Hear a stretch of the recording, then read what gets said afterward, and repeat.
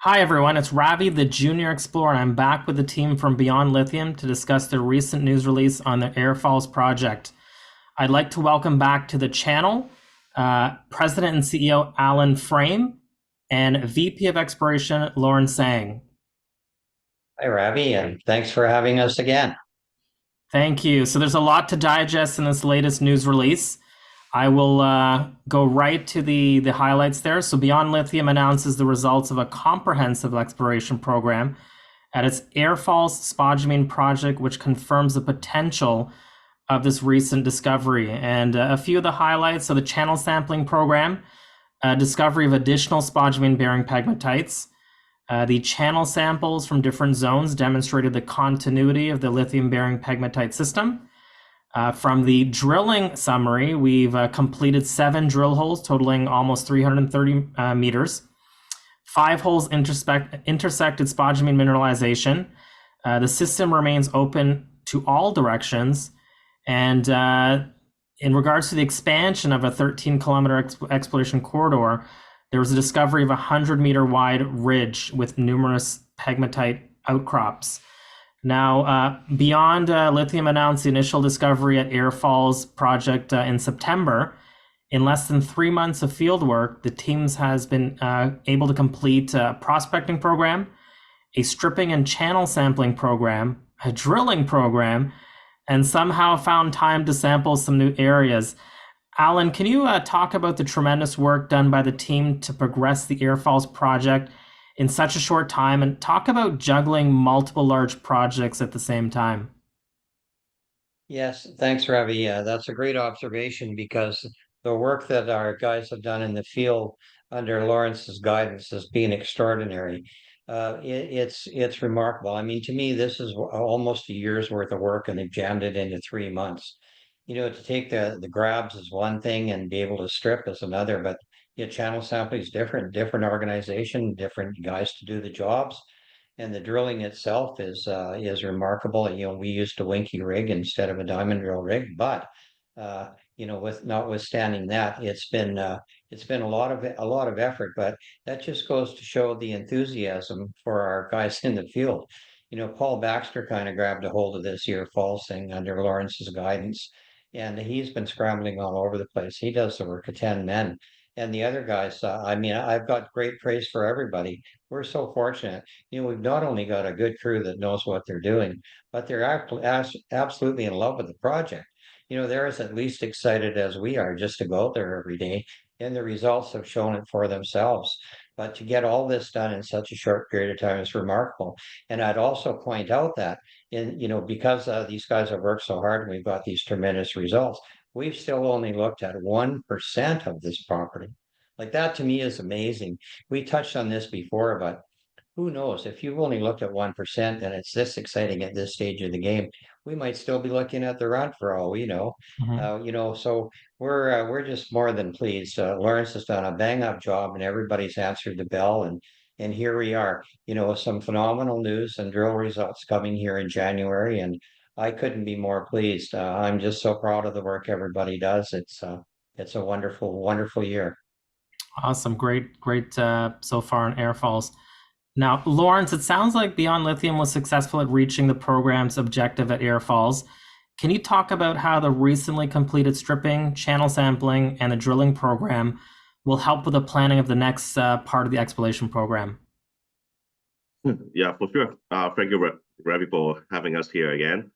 Um, Again, the stripping, the channel sampling, and even the drilling program we completed this season. The objective of those programs is to gather additional geological information for us to design a more comprehensive and more advanced drilling program for next season. And I think from the channel sampling and stripping program, we definitely see that is a really cost-effective exploration tools that we're going to continue to implement into our exploration plan. And then we'll use that stripping and channel sampling to basically prospect ahead and to delineate and also to prioritize the drill targets for our next program. So we're gonna have a combination of things: prospecting, channel sampling, stripping, and then hopefully with those results we can delineate more more drill targets across that 13 kilometers exploration corridor. Okay. And in these next two pictures, we have the channel sampling from the EF1 zone. There seems to be two high-grade channels at surface that runs for about 100 meters plus. Can you discuss how helpful the sampling was in identifying this high-grade zone in figure number 4? Yes, so it gets back to, I think, our original designed exploration program where we say, okay, we start with a desktop study so we know where to start in such a large project.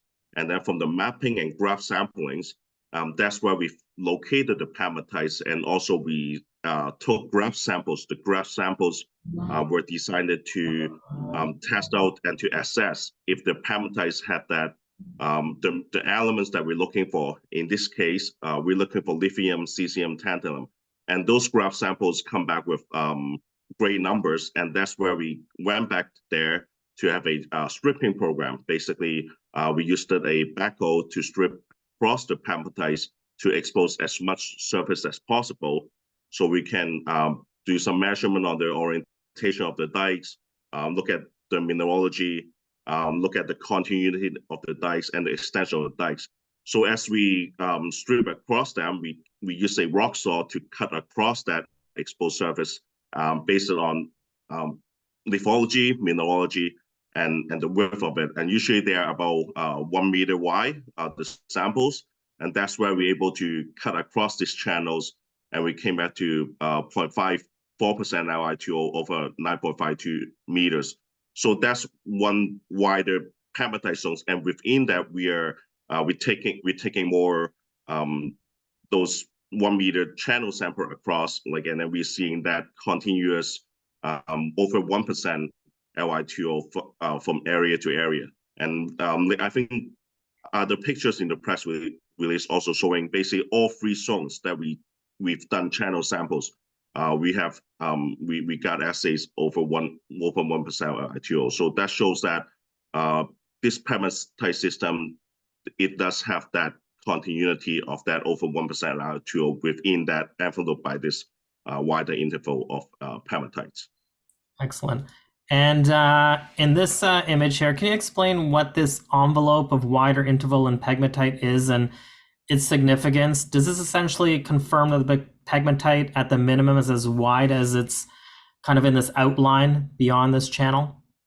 Yeah, so and I think it is a good explanation to talk about. Yeah, graph samples really for the phase 1 program is to get there and then find the outcrop. Okay, we take on what we can see from surface that was already exposed originally. So we could be taking samples of spodumene or samples in the host rock, and then channel sampling will be cutting across that, or after we hand strip it or mechanized stripped it, where we can cut a more wider samples that could have a bigger volume of rocks. And then as we have done that, we're able to basically confirm that, yep, we do have spodumene in EF1 and EF2 and EF3 as well. So I think the graph samples, the important point is that, okay, it's identified that we do already have a spodumene bearing pegmatites. And then the channel sampling is another exploration tools for us to gather other geological data like the dike orientation, the width of it, the continuity of the dikes, the extension of the dikes. Can we expose more of the subparallel dikes, stuff like that? So between the graph samples and the channel samples, we are basically getting more information to give us a more complete pictures of the pegmatite system at EFOs.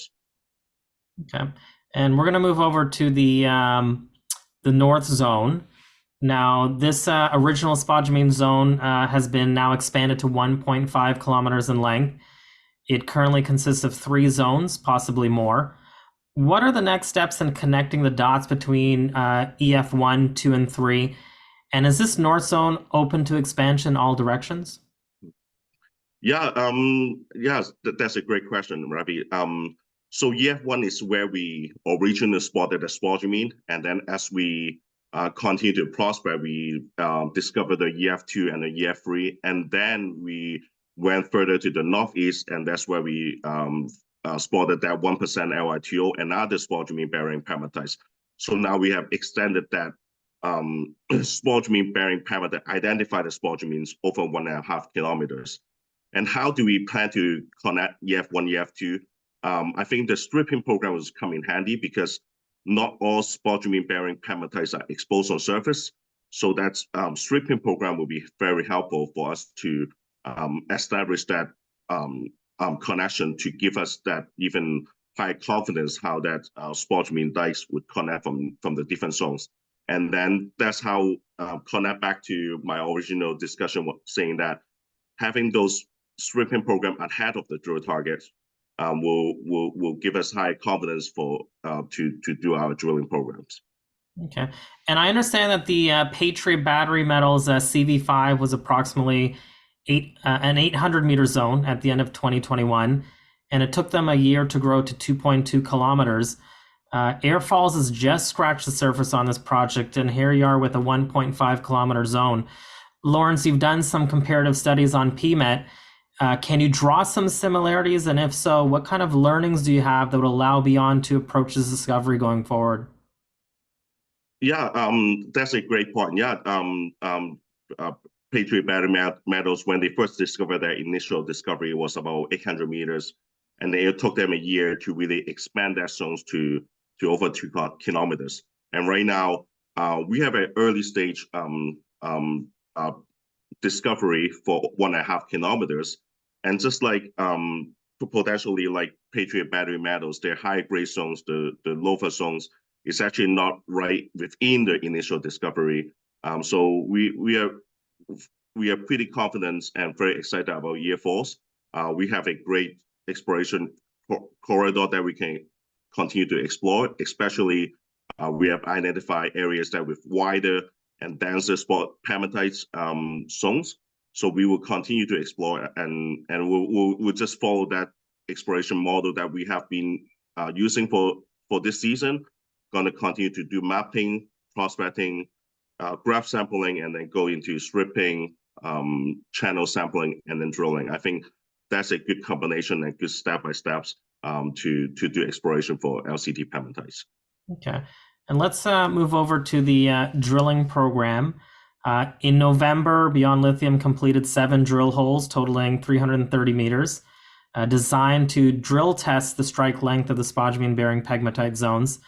The first 5 holes all intercepted the spodumene-bearing pegmatites. What have you learned so far from the first 5 drill holes? Right, the first 5 drill holes. So we discovered those spodumene-bearing pegmatites. We got the graph samples. We've done the channel samples. So we wanted to now test the deep continuity of the dikes, and that's why we put in 5 drill holes below the surface of the spodumene dikes, and then we're able to intercept basically the same pegmatite that was exposed on surface at depth. And then at the same time, one of the drill holes we intercepted another pegmatite that was not exposed on surface. So that clearly shows again that stripping programs, sometimes they may not expose everything. So drilling would also help exposing some subparallel dikes at depth. So that's a success that we see. We're able to have a better control on the structures of the orientation between the host rock of the metasediments and the granite as well. So I think that will really improve our success for drilling when we come to the next program, because now we have a better understanding of how the dikes would go around the contact, and then where we can position our drill. I think we will have a better successful at drilling those dikes. Okay. And the last 2 holes, EF23-06 and 07, were exploratory in nature. Are there any early reads on these step-out holes? What could these findings mean for future work at the end of this pegmatite zone? Right. So when Paul and I we continued to talk about the drill planning as we were drilling those first 5 holes. And then we said, let's do a step out. So we moved the drill 150 meters to the southwest of the first two pads. And then the first hole, we just followed the similar orientation as we projected. And then that first hole mainly just hosted metasediments. So we decided to turn around because we strongly believe that the control will be following the contact between the granite and metasediments. And in the hole number 6, we haven't seen that contact. So that's why, based on the field observations, we turned the drill around, and then we basically intercepted pegmatites again. So that we confirmed our understanding of the structural control of the pegmatite system at EFOS. And I think that will give us that confidence to basically we'll continue to do the mappings of this contact along this across the projects, and that give us more drill targets. Basically, okay, let's follow the contacts, and I think that will be a good way for us to continue to expand the spodumene bearing pegmatites. Okay. And in this slide, we have a cross-section of the pegmatite zone, and it's an interpretation from drilling at airfalls. Seems like there are a bunch of things going on here as it relates to exposed and non-exposed pegmatites, as well as these subparallel pegmatites. Can you give us your observation in this image? Yeah, while we logged the drill holes, basically reading the drill core that we extracted from the drillings. So we look at the different rock types. The main host rock here is within the granite and the metasediments, and then also we have the pegmatites. And that's where we started to do correlation from drill holes to drill holes. And then I would say this cross-section interpretation really confirmed for us that most of the dikes at EFOS dips around at 60 to 70 degrees. So that will give us another control when we design for the next drill program. We know how far we got to step back from the dikes to really drill through those dikes at a good angle. So basically, that's one of the things we've learned. The other thing is that as we drill those deeper holes, we are extending some of the dikes basically over 50 meters deep continuity. And at the same time, we are intercepting a new pegmatite that was not exposed on surface, or we just haven't stripped to the other side. So that's give us more opportunity. That opens up another exploration targets that we'll continue to follow up. And that shows that like hole number 3, the hole shallower and the shorter one, we may be just short of that target. So from future drilling, in the future drilling, I think we can extend some of the holes to give us that opportunity to hit more new pegmatites. Okay. And let's talk about this exploration corridor. A number of grab samples were collected along this corridor, and based on the preliminary findings, the pegmatites at airfalls trend wider and denser towards the southwest orientation. Can you guide us through this corridor, starting at the north part at this 1.5 spodumene zone, kind of working down towards the Sandy Creek West zone? And what is the significance of this wider and denser trend? Right. Yeah. So the Alvenasaga North Zone is the area where we've originally spotted discovered the spodumene bearing pegmatites. And then we noticed, when the dikes get into the granite, it could be narrower. When it's hosted in the metasediment, it's got wider. And then I think in the early press release that we have started to talk about this exploration corridor, because that's our original exploration model of this system, is that, okay, that contact between the metasediments and the granite will be good prospective structures for having all this pegmatites to form. So that's where we continue to explore to the northeast and the southwest. And then when echo to Al, credit to Paul, he started prospecting just the area just west of the Sandy Creek Barrel showings.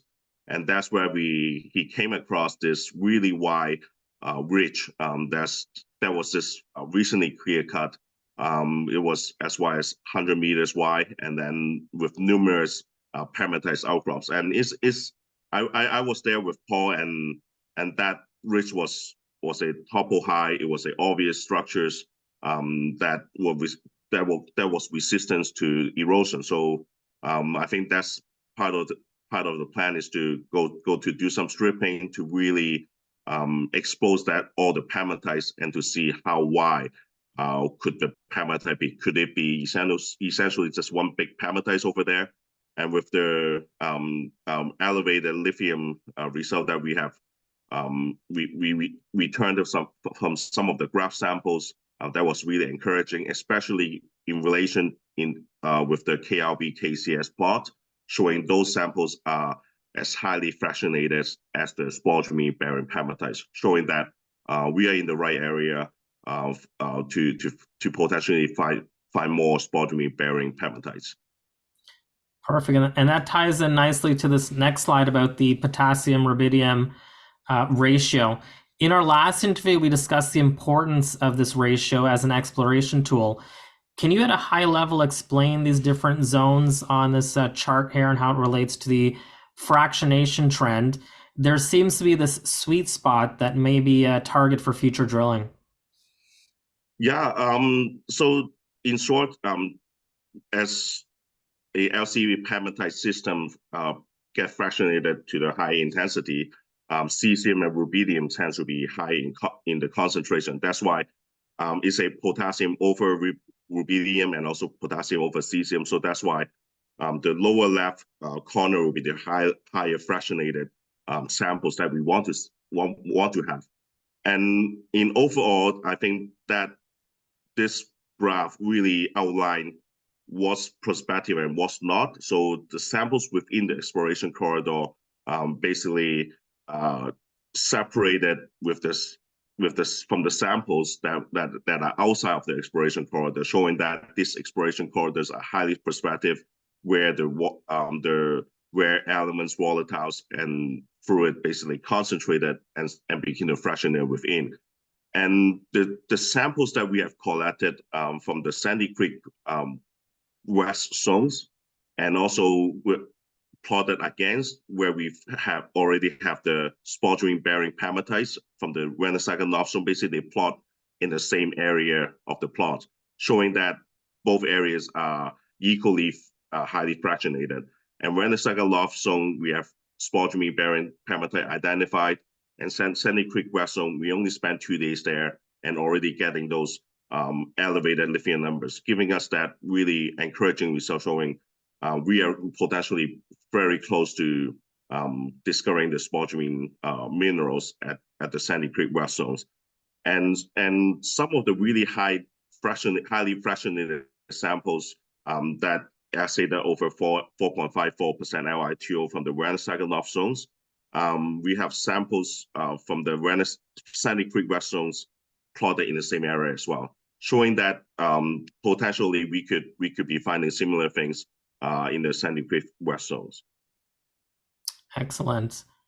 And Allan, I wanted to get your thoughts on the following. Beyond Lithium seems to be one of very few companies that provide regular updates and is willing to share this level of technical information on their projects. A lot of juniors keep shareholders in the dark for many, many months in hopes of a single juicy release. Why do you think it's important to keep shareholders updated on the progress of their projects and to share this level of info as these discoveries develop? Thanks for that question, Ravi. You know, in all of my time in the industry, underwriting and doing IPOs and raising capital for companies, that's one thing I never got enough of was knowledge of the projects that we're investing in. And this is a really unique opportunity because it's something that I've seen before and something that Lawrence is really good at. And with all the work the team's done, I thought it was imperative for us to share all this information with our shareholders so they can make knowledgeable decisions as to what to do about their positions. You know, if you have all the facts and you understand how exploration works, you'll recognize that this company is really aggressive. You know, we've covered so much territory and done so many things. And I must reiterate the point, though, we've still barely scratched the surface. The chances of these Ear Falls and even Victory and Cosgrave being the biggest and the best is probably, quite slim. If we only covered 1%, the probability of hitting the best part in those areas is probably unlikely, although it's possible. So we want to keep shareholders invested because at the end of the day, if you're long term and looking for a real value, which is not, 30 cents to 40 cents or anything like that, but for the big bucks, you've got to know whether to hold them or whether to fold them, like they say, right? And the only way you're going to know that is to become educated as to what we're doing and what we're achieving for you so that you can appreciate it or not. So we're doing that, and thanks to you, and you're allowing us to explain these situations through your shows. I think it's a wonderful opportunity for shareholders to truly understand what they own. And I'll bet you that 99 out of 100 shareholders owning, another 100 companies, we're a pretty rare breed. But we're doing it all on purpose. We're also wanting to attract, bigger companies and others in our peer group to see what we're doing so we can demonstrate, our professionalism in terms of exploration. But we really appreciate the opportunity by doing things like this to educate shareholders. You need to know what you own. You'll never make an educated decision. You might be right and fluke into a buy or a sell, but for us, we want everybody to have the opportunity to know what we're doing, what the value is, whether we're undervalued or overvalued, and that's just our philosophy. It's been that way from the start. We're happy with it. We're happy that we're somewhat unique, and we're happy to educate because I spent 50 years watching people trade in the dark, and it's not necessary. We're trying to help people avoid that. Now, before we wrap up, was there anything else you'd like to share on Air Falls and what viewers can expect on this project over the coming months? Well, I'm sure Lawrence can tell you more than me, but I would just say, and then I'll hand it over to Lawrence. What they can expect is assay results from this drilling that we've just concluded. We're expecting to have some results by mid-January, and I'm excited for them, and I think shareholders should be excited for them as well. Ear Falls is a very, very interesting property. It's quite large, over 20,000 hectares. We've got juice all over the place, so we're looking forward to opening it up and learning more and hopefully creating more value as time goes by. But I'm sure Lawrence can add more to that as well. After all, he is the project manager. Thanks. Yeah, we still expecting assays from our drilling program, and at the same time, for the Renaissance Loft is just 1% of the footprint of the entire project, and the 13-kilometer exploration corridor. Based on similar interpretation or analogy, I think we may have a couple more to the east side of the project that we haven't even prospect, and that will be something that we'll continue to do in the upcoming season. So we're looking forward to the next program and continue to put out good press release and to the shareholders and the market. And this is for either of you. Any other insights or updates you'd like to share on the other projects as we close out 2023 and head into 2024? I'll leave that to Lawrence as well. I mean, we're still waiting for results from several of the other projects, but maybe Lawrence can put a little more color on that. So we're not finished the 2023 season yet. We're in the process of it, and then the database keeps growing as well. So there's quite a bit. Our plate's really full right now, and we haven't noticed any slowdown at all, and we won't for at least another month or so. And then we'll be into the 2024 program, working aggressively to put that together. But Lawrence can probably add to that as well. Yeah, we as Al said, we are still waiting for some assays from a field project we've done. Our phase 1 project near in October and November. So once those assays came back, including the drilling results, I think we're gonna the technical team got to come together and really review all the data at one package for all the projects, and then to come up with a more detailed, comprehensive plan for the next program. And I'm looking forward to all the data. So that will be that's the fun part for Geo like me to interpret to come up with some good ideas and to test it, to do some great geology work. Well, Allan, Lawrence, I want to thank you for sharing this update on the Air Falls project with my viewers. Next year will be exciting. I expect there will be a lot of activity throughout the year. I'd like to wish the both of you, and the Beyond team and your families, a happy holidays and much success in 2024.